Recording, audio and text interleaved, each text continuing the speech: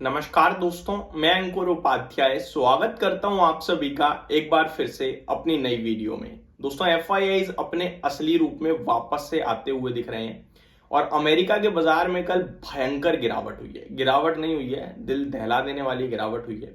America के बाजार के साथ शुरुआत करना चाहूंगा और उसके बाद एफआईआईडीआईज का डेटा आपके साथ शेयर करूंगा, जहां पे एफआईआईज ने जो 2 हफ्ते में खरीदा था ना, ऑलमोस्ट उसका 30% तो एक सिंगल डे में ही बेच दिया है। मैं आपके साथ अमेरिका के बाजार की बात करूं तो डाउ कल 700 पॉइंट से ज्यादा टूट गया है और नेस्डेक इंडेक्स तो पूरी तरीके से क्रैश हो गया है, जहां पे करीब 500 पॉइंट्स की गिरावट आई है और परसेंटेज टर्म्स में नेस्डेक इंडेक्स 3.25% नीचे बंद हुआ है।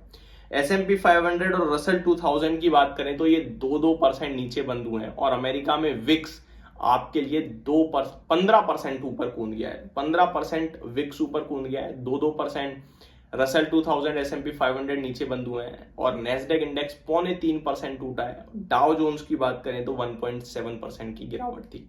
तो बड़ी भयंकर गिरावट देखने को मिली है। अगर आप इस गिरावट के पीछे रीजन ढूंढोगे तो कुछ बड़े रीजंस में से एक रीजन है कल उनका जो सीपीआई डेटा आया, कोर इन्फ्लेशन डेटा, वो काफी खराब था, जिसके बारे में मैं ऑलरेडी डिस्कस कर चुका हूं।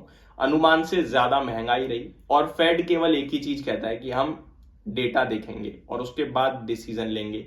अब इस डेटा को देखने के बाद तो डेफिनेटली फेड डिसीजन यही लेगा कि कोई रेट कट नहीं करना है। हालांकि रीसेंट पॉलिसी में फेड ने कहा जरूर कि 2025 में हम 2 रेट कट करेंगे, लेकिन जिस कदर डेटा आ रहा है या जिस कदर डेटा आने की उम्मीदें हैं वो यही संकेत और यही बोल रहा है कि भैया कोई रेट कट नहीं आने वाला है हाल फिलहाल में। तो क्योंकि अभी तो टैरिफ का पूरी तरीके से असर पड़ा भी नहीं है मार्केट पे और इन्फ्लेशन इस लेवल पे आ रहा है। टैरिफ तो आपके लिए अप्रैल से शुरू होगा और मई में डेटा आपका जाने कहां चला जाएगा। अमेरिका मंदी की तरफ तेजी से बढ़ता हुआ दिख रहा है, एग्रेसिवली बढ़ रहा है। अब थोड़ा सा टैरिफ पे आ जाते हैं, फिर एफआईडीआईज पे आएंगे। टैरिफ की बात करें तो ट्रम्प साहब ने परसों टैरिफ अनाउंस करा ऑटो पे 25% का, जिसके बाद काफी ऑटो कंपनियों ने कहा कि भैया टैरिफ जो यूएस ने 25% का ऑटो टैरिफ लगाया है उससे भारत को ज्यादा फर्क नहीं पड़ेगा, क्योंकि हम अपने ओवरऑल डेट जो एक्सपोर्ट करते हैं उसका बहुत ही लिमिटेड एक्सपोर्ट हमारा यूएस में हो रहा है, तो उतना डेटा नहीं आएगा। वहीं बड़ी बड़ी कंपनियां लाइक संवर्धना मदरसन वो कहता है कि हमें तो बिल्कुल भी फर्क नहीं पड़ना चाहिए। माना कि हमारा 20% समथिंग रेवेन्यू आता है यूएस से, बट हम यूएस एमसीए के तहत जो ट्रेड करते हैं उस पर टैरिफ नहीं है, क्योंकि वहां पे यूएस एमसीए का एक जो ट्रेडिंग पार्टनरशिप है उसके तहत संवर्धना मदरसन को प्रॉब्लम नहीं होगी। वहीं टाटा मोटर्स की बात करें तो उनको तो डेफिनेटली प्रॉब्लम होगी, बाकी की कंपनियों की माने तो उतनी दिक्कत नहीं होगी और टोटल एक्सपोर्ट हमारा यूएस को उतना नहीं है। तो ऑटो कंपनियां तो ये कहते हुए दिखी, बट जितना भी है उस पर इंपैक्ट डेफिनेटली आएगा। लेकिन प्रॉब्लम तब शुरू हुई जब कल अमेरिका में खुद ऑटोमेकर्स ने कहा, ऑटोमेकर्स के ग्रुप ने, कि जो यूएस ये कर रहा है इससे देश में गाड़ियां कम बिकेंगी और देश में गाड़ियां कंज्यूमर्स के लिए महंगी हो जाएंगी। तो महंगी होना यानी इन्फ्लेशन बढ़ गया, कम बिकेंगी यानी इकोनॉमी में ग्रोथ मंदी बढ़ गई। साथ ही साथ उन्होंने ये भी कहा कि देश जो एक्सपोर्ट करता है वहां पे भी गिरावट देखने को मिलेगी। तो यूएस के लिए तो चौतरफा नेगेटिव हो गया। ठीक है जी। साथ ही साथ कल अमेरिका में ट्रंप साहब ने कहा कि अब फार्मा टैरिफ भी जल्दी आएगा। अब फार्मा टैरिफ आता है तो यह बड़ी परेशानी का विषय बनेगा भारत के लिए। ऑटो को लेकर तो बहुत सारी कंपनियों ने कह दिया कि ऑटो टैरिफ से उतना फर्क नहीं पड़ेगा हमें, लेकिन फार्मा से कोई ऐसा नहीं कह पाएगा, क्योंकि फार्मा इंडस्ट्री तो चल ही यूएस की वजह से रही है। आप ये कह सकते हैं, एक फार्मा और एक आईटी। यूएस फार्मा का हब है दोस्तों, आप ये भी कह सकते हो। और फार्मा कोई ऐसा नहीं है कि आपने मन करा तो खाया, मन करा तो नहीं खाया। फार्मा नेसेसिटी है, वो आपको लेनी ही लेनी पड़ेगी। अगर आप बीमार हो तो दवाई लेनी ही लेनी पड़ेगी। और अगर यूएस फार्मा टैरिफ लगाता है या लाता है तो यूएस के कंज्यूमर्स के लिए जो इन्फ्लेशन है वो काफी बढ़ सकता है और वो उनकी कंट्री के लिए भी बहुत चिंताजनक बात हो जाएगी।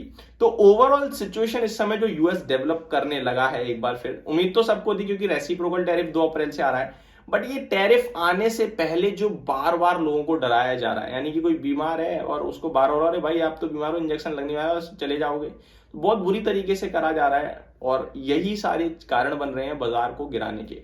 देखो अब आगे को लेकर मैं आप सभी के साथ डिस्कस करूं तो एक चीज हमने आपके साथ क्लियर कही थी, 22,000 से 23,800 तक हमने वन साइडेड रैली देखी, रिकवरी देखी और उसमें पार्टिसिपेट भी करा। एग्जैक्टली 23,670 से 800 के बीच में 2 दिन बाजार था और दोनों दिन आपसे कहा कि ये फ्रेश बाइंग का भाव नहीं है, यहाँ पे आपने अगर ट्रेड लिया है रिसेंट डेज में तो प्रॉफिट बुक करो। अब हम ट्रेड करेंगे केवल जब ऊपर और नीचे की दो रेंज दी मैंने, 23,800 नीचे 23,400, इसके ऊपर बाइंग करेंगे और इसके नीचे।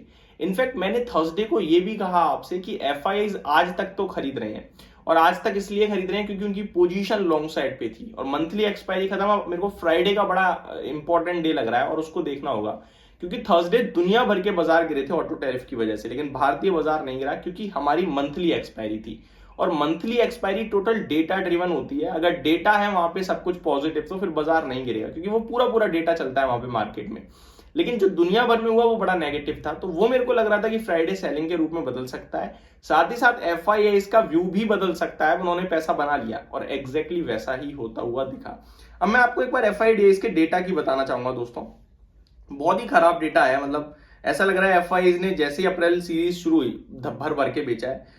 मैं आपको बता दूं 4,352 करोड़ का एफआईआई ने कल कैश मार्केट में बेचा है, 4,352 करोड़ का, ये तो कुछ भी नहीं है। फ्यूचर्स में एफआईआई ने 5,453 करोड़ का बेचा है, जिसमें इंडेक्स ऑलमोस्ट 3,000 प्लस करोड़ का बेचा है और 2,000 करोड़ के समथिंग के स्टॉक फ्यूचर्स बेचे हैं। ये क्लियर कट दर्शा रहा है कि चीजें बिगड़ने वाली हैं और इसीलिए मैंने आपसे कल कहा था कि शेयर बाजार जो आज चल रहा है ये एक पिक्चर है और इस पिक्चर को केवल आप देखो, कुछ भी करोगे दिक्कत हो जाएगी। 3 दिन के लंबे वीकेंड में ट्रम्प साहब कब क्या बोलते हैं और 2 दिन तो अमेरिका खुलेगा, कैसा रहेगा किसी को नहीं पता। कल तो उड़ गई, अब मंडे को कैसा रहेगा वो भी नहीं पता, भारतीय बाजार तो बंद है। तो ओवरऑल चीजें काफी खराब हो रही हैं मेरे हिसाब से और एक बार फिर हम ऐसा लग रहा है कि नीचे 23,000 तो मिनिमम जा रहे हैं। तो आपसे अभी भी एक ही चीज बोलूंगा कि लॉन्ग करने के बारे में जल्दबाजी में ना सोचें। बाकी long term India growth story है, यहाँ पे पैसा बनेगा इतना मुझे लगता है, बट शॉर्ट टर्म में प्रॉब्लम हो सकती है। उम्मीद करता हूँ डिटेल्स पसंद आई होंगी। Thank you so much for watching this video. Have a great day guys.